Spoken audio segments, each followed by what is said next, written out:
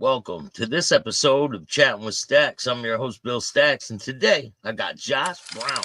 There was a dude named Richard Childress that had like a triple murder case. Derek English, if you looked at it, he had a double murder at an AMC theater. You know what I mean? He ended up getting like 2 life sentences. There was another youngster that had the same name as me. His name was Josh. He had a triple murder. He got 3 life sentences.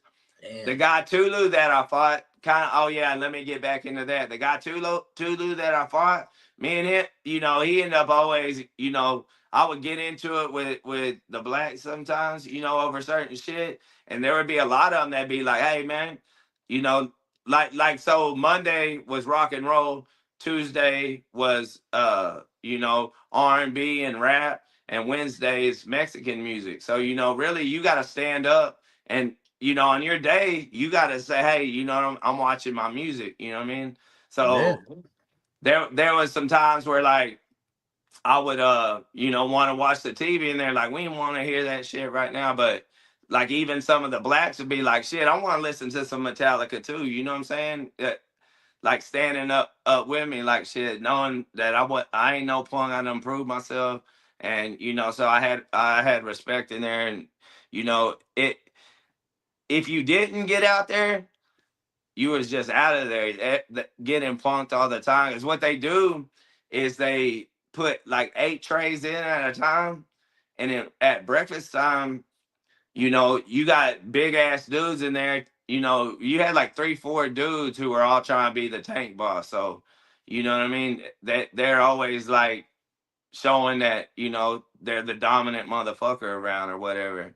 Yeah. And so they're gonna go and grab 2 trays, even though they're gonna see that second tray, they're gonna see if the fool's gonna fight for it. So you wake up, that everybody gets in line. That dude at the last of the line, if he ain't already proved himself, you know what I mean? Because okay, so sometimes people won't wake up. Someone might be like, "Hey, Josh, you could have my tray." So I can Yeah. go grab 2, and the guy at the end of the line, if he's stuck out, I can be like, "Hey, my celly gave me this." You know what I mean? Yeah. My boy Staxx gave me this, so he can't fight me over it. You know what I mean? Yeah. He can't fight me over it because if he tries to fight me over that one, he looks like a bitch no matter what. Because what that's saying is he's scared to go to the dude that he knows really got that can't explain why he got 2 trays. Yeah. Yeah. You know what I mean? But so yeah, you really did have to get out there. But once you got out the way, that there's convicts everywhere you go who no matter what color you are, white, black, Mexican, they see someone standing up for themselves and shit like that, they ain't gonna let you just get done wrong just because you ain't strong enough to, they ain't gonna let nobody really likes a bully. You know what I mean? Is it segregated? So yeah, you know what I mean. But there was only like 4 white dudes in there, 4 Mexicans, the rest black. Yeah, but I mean, we all shot dice, played chess, played cards together. People interact. You know what I mean? But Yeah. yeah, it everywhere you go in prison, you're gonna have your own groups. You know what I mean? But let me finish up with the thing about Tulu. It was funny because so that was in '96. So let me tell you, on that case, I did 15 months in the county, and I ended up getting a real chance, bro. They gave me 10 years deferred adjudicated because it came out that it was pretty much self defense. You know what I mean? Like I kind of had a down ass homeboy out here. Like my little homeboys and stuff was wild. My homeboy Lance and some other dudes got at them and said, "Hey, look, if you show up to court on that, you know what I mean, it ain't gonna be good." So one dude did show up, but he kind of like told the truth, and the other dude didn't show up. He ended up telling the truth that it was some bullshit going down, that we didn't just come up there and rob him. That he lied, So basically. the judge was like, "What the fuck?" My lawyer told me, yeah, how all this is going down, and how the judge is like, "Man, what the fuck? This case is trash." You know what I mean? Like, but something needs to be done about it. You know what I mean? So, uh, I thought that I was looking like at like my case carried 5 to 99. I thought I might be looking at like 15, 20, You know what I mean? The offer, the first offer I got was 15. You know what I mean? And so I thought I was looking at 15 or 20 when my offer finally came. They was offering 15 years. So 17 years old, looking at 15 years for this shit. I was like, damn. But all that came out, and they ended up giving me probation. That's So wild, man. yeah, Wild. I end up getting a chance with that. You know what I mean? So I get out. I'm trying to do good. I'm going to church. I'm working, all this stuff. But I end up getting back in the game, bro. And You end up violating the probation. yeah, so Let's I let's violated take let's take a quick break, real quick. I gotta take a. All right, so you're on probation. You get out. You're on probation. You end up violating that probation. yeah. So I violated once, and I went and did 2 years. But I kind of want to get to the point of how it ended up with me doing 20 years. I had went, so I got out, and I ended up falling back. I was doing good for a minute, and I had a child, bro, on purpose. Had my daughter, bro, and man, this is the best part. I feel like I kind of got into telling stories that kind of seem like a glorifying that life. I wanted to let you know like where I come from. But so at this, so I end up trying hard to do right, bro. Like I've always had it in my heart to be a good dude. I love fam my family, bro. You know what I mean? I wanted to get to having a family. I had a daughter, and money was coming tough and stuff like that. I ended up hustling again, and then I started using. I hustled methamphetamines, and so I started doing it using the excuse like, "Well, I need to stay up and get this money." And my plan was to get some money, and I was gonna quit, but that never happens. I end up getting caught, and I went and did 2 years. Luckily I didn't get caught with much on me at the time. I was actually just waiting to re up, and they got me in a hotel room, and I went and did 2 years. Then I come home in 03, and I was out for a year, and come home, try to make it work with my daughter's mom and her. And there was just a lot of stuff that happened while I was in jail, you know what I mean? That, it didn't work, you know what I mean? So that kind of killed me though, because that's what the whole 2 years, that's what I was thinking about, coming home and being a family, you know what I mean? So whenever we weren't together, she got with someone else, and it was really killing me more than losing her, just another dude being around my kid, you know what I mean? Yeah, But make you go crazy, man. yeah, so I got back. Now, and I'm not blaming it. It's on me that I fell back in addiction. You know what I mean? No matter what, I should have been like, if I'm on my business, I'm gonna be able to see my daughter. Everything's gonna be good. But I end up getting bad on that needle, shooting methamphetamines, and just I was so depressed, bro. I didn't care about myself. I felt like I'm home. Everything's supposed to be good, and I felt like I lost everything. Just because Yeah, I couldn't hardly, I'd only see my daughter, every other weekend and on Wednesdays and stuff. Excuse me. But that killed me, bro. It killed me. And I just really got wild, bro. Started oh yeah, matter of fact though, I was still trying to do good, man. I was working with her uncle and stuff. And but when we broke up, I went to work one day, and he's like, "Oh, hey, we don't need you today. I'm gonna take off and go to the lake. We don't got much work." And man, I knew they had a shit ton of work. You know what I mean? yeah, He they let me go because me and her broke up. So now it's just nothing but hustling. I I had been going to these meetings at the halfway house, and my SA partner kept telling me, "Hey, I'll put you on. I'll put you on." I'm like, "No, I'm gonna do the right thing."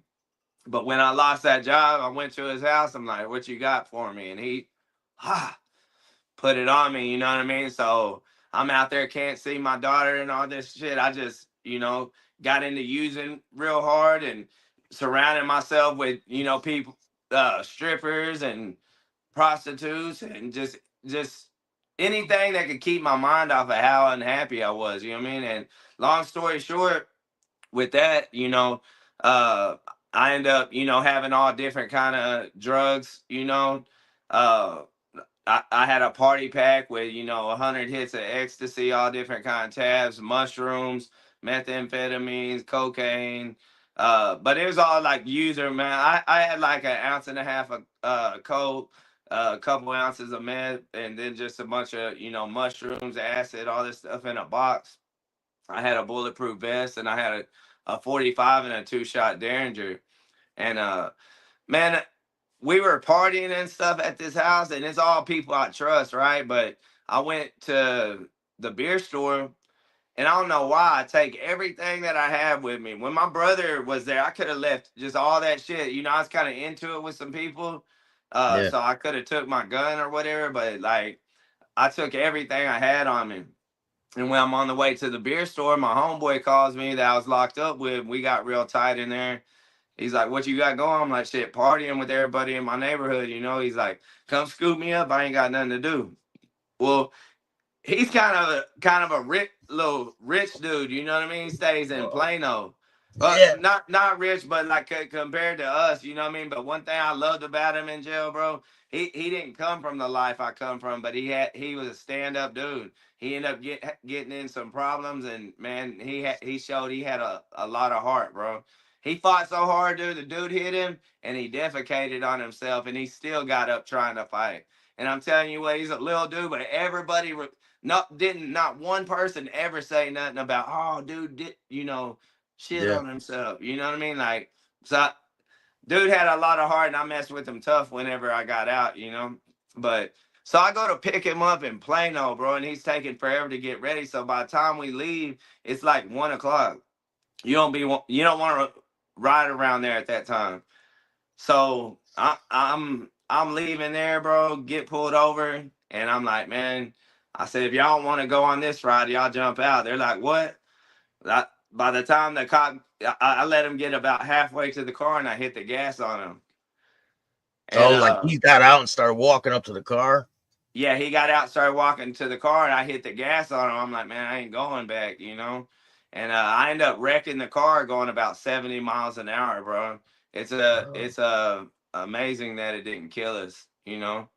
And so and when the car stopped, I was actually okay. So I got out, took off running, and man, they had one of them track star police on their squad. Man, his ass caught me, and man, I got caught up with 13 felonies, bro. I had all them different drugs, a bulletproof vest, two guns. I had one gun in the car, and when they got me, they're like, "You got anything on you?" And they pulled out my little. I'm like, "Nah, I really thought I didn't." And I had that 2-shot Derringer in my pocket. and But your two friends were with you still? yeah, the one he got kind of hurt in the accident. The other one he took off running another way too. But I end up doing 15 years. I end up getting I go to the county, and I'm looking at 25 years. Well, I'm turning that down, turning that down. Well, one day they call me at breakfast. They're like, Browning, pack it up. I know ain't nobody made my bond. It's like $500,000 or something like that. Yeah. And so I don't know what it is. Well, I go out there, and it's the feds, man. They put me in the back of a car and haul me off, and I got charged with the guns and the feds. You know what I mean? And I went through the federal ringer. I got 9 years over there. Wow. So yeah, it took me about a year over there going through the federal ringer. I got 9 years fed, and they send me back to the county. My lawyer calls me out, and I'm like, can you get it down now from the 25? I mean, I just got 9 here, and it's going to be stacked on top of whatever I get in the state. He's like, nah, I can't get it down. So I ended up staying there for a long time trying to fight it. And he ended up calling me out one day. He's like, look, they'll give you 15 right now. If you don't take it, they're going to trial. They got everything on you. So I took it. Got 15 years in the state, and I end up getting in a lot of shit down there. The guards in the state, they're real disrespectful a lot of times, and I end up slapping a cop, and got assault on an officer, and pretty much cost me. I was eligible for parole in 18 months, but trust me, that's one thing I don't regret. Like, he disrespected me bad. You know what I mean? Yeah. Uh, so I was a young man. I'll go ahead and put it out there just to be real. You know what I mean? He was a little funny, and he come at me the wrong way. I was a young man, you know what I mean? And He coming me the wrong way, and I slapped the shit out. I didn't even rip. I didn't think, okay, I'm gonna do this. Like it was just a reaction. I was so mad. Like, why would you come at me like that? You know what I mean? That happened with a podcaster, Ian Bick. He went to federal prison, and the cop tried to grab his arm, started rubbing his arm, tried to Yeah, grab I him. like his stuff, man. He just interviewed my guy I was with over there in Wallace Unit, Houston Smooth. You've probably seen his stuff. Yeah. He had a recent.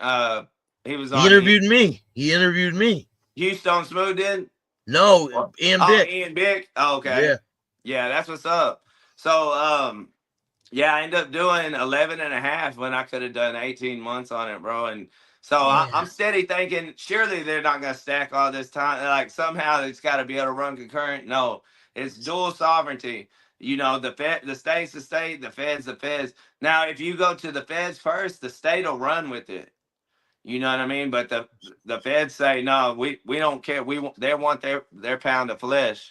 So what happened is you get arrested, you go to the state, the feds pick you up, they convict you, they send you back to the state, right? Yeah. Then the state convicts you, you do all this time, and then so at the end of your time in the state, what happens? So I finally made parole, and man, it was instantly better. You know, when they picked me up from the state, they picked me up from Robertson unit, and man, I knew it was gonna be different instantly. Like the TEC vans are like real, just bare minimum. You know, hard benches, uh, you know, toilet right there, like no air conditioning. Man, the feds picked me up, bro. They had big screen TVs bumping Yo Gotti and stuff in there. You know what I mean? And comfortable AC. You know what I mean? I was like, this is gonna be a lot better. You know what I mean? But so there's definitely levels to it though. You know what I mean? Like I did go to a sweet spot. My first spot was Pollock, Louisiana. You know, and it's crazy because I ended up being there with my daughter's mom's stepdad. You know what I mean? And that was my dude. So right when I got there, you know, he was able to take me around, introduce me to everybody, and like it was sweet there. You know what I mean? Like everybody really, you know, was about getting their money and getting along for the most part. You know what I mean? Like just keeping the money rolling. You know what I mean? Yeah. Like people wasn't getting into it over like most of the shit going down was over people not paying debt or someone trying to come in that was messed up, that was a rat or in there for, you know, messing with kids or something like that. That's when some violence is going to go down. But Did you run into any notable people when you were locked up? People with oh yeah, Gene Gotti, Tommy the Butcher Patera, you know, the Tommy banana pet. Patera, yeah. Yeah. Yeah, Gene Gotti, John Gotti's brother. Like we was actually real cool because we was always the first ones on the rec yard. You know what I mean? Like to go walk the track. I walk the track and talk to him. And it's like talking to somebody out of a mob movie. You know, it's just like that. He's like, you know, old grumpy motherfucker. I got a kick out of him. He was that's what one thing. I ended up speaking at that yard for Pollock. I ran a ticket. You know, I was good with relations with everybody and end up speaking for all the white independents. You know, I'm not a member of a gang, but just all the good white dudes who stick together. You know, I had the yard for all of them. So one time we did get into it with a group, and Gene Gotti spoke for all the Italians. And he come to me and he's like, "Hey, I just want you to know, whatever you decide to do on this issue, we're behind you." Man, I ain't gonna lie, I felt like a gangster at that time, bro. I have to be real. When Gene Gotti told me he had my back, I felt like a gangster, bro. I believe he's out now, right? No, he's out now for sure, Yeah. yeah. But yeah, that was kind of cool. But so I ended up, but because I had did so much time in the state, now I'm in the feds, and it looks like I have this much time with clear conduct, bro. So after 18 months at Polite Medium, they shoot me to a low, and then shortly after that, they shoot me to a camp. And I go to a camp, bro, that's 5 minutes from my house and it has no fence, you know, What? and yeah, there's an army base behind and you could get under the fence and run out, you know. I wouldn't talk about it on here and put them guys out there. They had shut it all down now, you know what I mean? So that's the only reason I wouldn't put nobody out there if this was still going on. But back then, you could get up under the fence and burn off and do your thing for a couple hours. You got to make it back by count time. So Wow. yeah, and I ended up getting an escape case there though because my mom was in an abusive relationship. So I'm gonna get into how much time we got left. Whatever we got, how many ever Okay, minutes? so Yeah, tell me about the skate case. Let me hear that. okay, so I was in there, bro. My mom was in an abusive relationship, bro. And she's cut, so I'm close to the house. So, man, she's coming to see me, if not every weekend, every other weekend, bro. And every time I see her, she's looking worse and worse. This dude body slammed her, bro, broke both her hips. She can hardly Huh? walk. She's on a walker. Like my mom's always been like she's always been a strong ass lady. You know, she had three boys wrestle with us. You know what I mean? Like she's always been like, she's a stout woman. You know what I mean? Yeah, she's always, I've always been used to her being able bodied, you know what I mean? So, like, she would come see me. She looked so underweight and frail and just not taking care of herself. And she would tell me these horror stories, bro, about how this guy was treating her. You know, how he'd leave the house. They were staying with a bunch of drug addicts. But my mom, bro, she's always had the same heart. She's a people person and everybody fucks with her. Anywhere she goes, people love her, bro. So, like, he would get mad about the attention she would get from other men. Well, really, people get fucked up in the head on drugs, bro. You know what I mean? Yeah, Like she's talking to a guy, she's really just having normal conversation. People do that, you know. What I mean? People have talked, about the weather, about what's going on. You know what I mean? We're social creatures. But every yeah, time she'd be talking to a man or something, he'd accuse her of, doing stuff with him and stuff like that. And when he'd leave, she'd be supposed to stay in the room and not come out the room and socialize with anybody till he got back. And he'd do weird shit like when he'd come back, instead of coming straight in, he'd look through the window and watch what she was doing and stuff, and come in and tell her all about it, how he's been watching her do this and do that. And man, it was just, think, bro, I can leave. I'm feeling like a punk for not just leaving and going and killing them, bro. You know what I mean? And not caring what happens, because that's my mama. Like kicking my yeah. feet up for life if they give it to me. You know? So what do Because you it's do? What's the plan? okay, so I'm just going crazy about that. But so one day I'm talking on the phone at work, and my boss comes in, and I try to put it in my pocket, but he had heard me, and I was the only one in there. You know, I had it real good there at the camp, bro. I ended up being the tool man in this spot. And you're supposed to lock the door because all the tools are worth a lot of money. You know what I mean? So you're supposed to lock the door like with locks that nobody can get past, and the inmates are supposed to knock and the guards buzz. So if it's a buzz, I had stash spots in there and all type of stuff. I was on whey protein. I was in damn good shape, bigger than I am now. I had all the stuff, creatine, whey protein, you know, had all my stuff in there. Well, I had spots where I could put the phone or whatever but I got sloppy because I got comfortable with it. Most of the time, the guards didn't come in there because I'm handling the business. I'm getting the tools out, getting them back in, keeping up with everything. But one day I got sloppy. I'm about to leave and I didn't lock the door. And I'm in there just making a last call to the girl I was with at the time.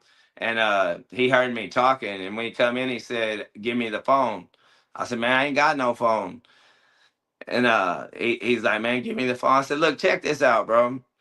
I don't never snitch on nothing y'all do, bro." I say, all these tools y'all got, when y'all get new ones, where did the old ones go? I bet you got I bet you got a good collection of tools at your house, don't you? I see you put stuff in the back of your truck, take it home on that Fed money. I don't never say nothing. You gas up your truck before you go home with the stuff that's supposed to be for the compound. I don't never say nothing. I said, let's get on some man shit right here. I'll break this bitch in 1,000 pieces and you can fire me or whatever, but let me make it. You know what I mean? He said, nah, he's like, cuff up. And two other guards come in. I know I'm out of there now. I ain't no more talking. Like when it was me and him, I gave it my shot and talking to him to let me make it. But so they got me cornered, bro. And like I said, I was on my workout shit hard at the time. I probably looked a little intimidating, you know what I mean? So I'm Hmm. like, I gotta try to do something crazy. They all got me cornered, And if they just say I'm bluffing like a motherfucker, I would not have assaulted a guard, bro. 'Cause I'm getting kind of close to coming home now.